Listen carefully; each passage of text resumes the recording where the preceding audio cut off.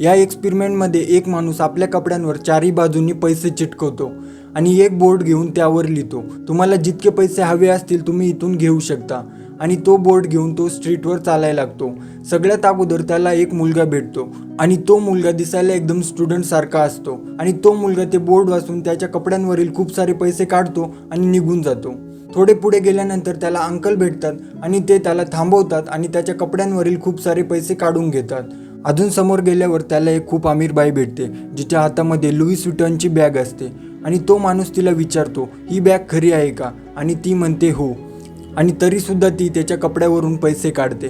अजून समोर गेल्यानंतर त्याला एक गरीब माणूस दिसतो आणि तो त्या माणसाला म्हणतो, तुम्हाला जेवढे पैसे लागत असतील ते तुम्ही घेऊ शकता. तो गरीब माणूस फक्त 2 नोटा काढतो आणि त्याला म्हणतो, हे कोणाला गरज असेल तर त्याला द्या, मला फक्त 2 नोटांची गरज आहे. या एक्सपेरिमेंटमधून एक गोष्ट स्पष्ट होते की अमीर लोकांना कुठूनही पैसा आला तरी ते घेतात, पण मिडल क्लास आणि गरीब लोक हे नेहमी विचार करत बसतात, त्यामुळे ते नेहमी मिडल क्लास आणि गरीब राहतात.